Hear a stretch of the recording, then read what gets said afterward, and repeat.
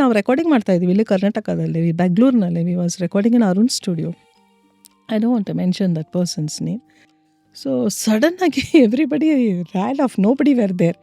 So that studio manager was telling, madam ಹುಷಾರಾಗಿರಿ, ಅಲ್ಲಿ ಹೋಗಿ ಇಲ್ಲಿ ಹೋಗಿ. I said what for? ಇಲ್ಲ ಒಬ್ಬರು ಬರ್ತಾರೆ, ದಟ್ ಪರ್ಸನ್ ಇಸ್ ವೆರಿ ಸರಿ ಇಲ್ಲ ಆ ಮನುಷ್ಯ ಅಂದರು. It's okay, why he will come and talk to me? I have come for my recording ಅಂದೆ ನಾನು. ಅಂದರೆ ನಾನು ಮ್ಯೂಸಿಕ್ ಮಾಡ್ತಿದ್ದೆ, ನನ್ನ ಸಾಂಗ್ ರೆಕಾರ್ಡಿಂಗ್ ಇತ್ತು. It's okay.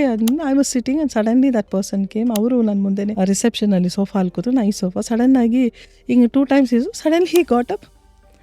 ಅವ್ರ ಮ್ಯಾನೇಜರ್ ಹೇಳಿರೋ ಥರನೇ ಆಯಿತು. Studio manager hi shake hand ಮಾಡಿದ್ರು.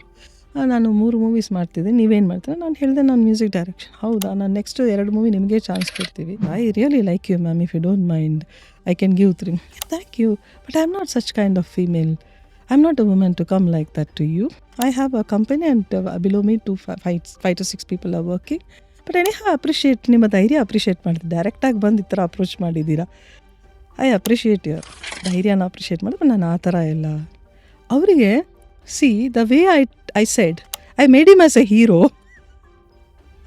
ಆ ವಿಲನ್ನ the way I spoke and he really became a admirer.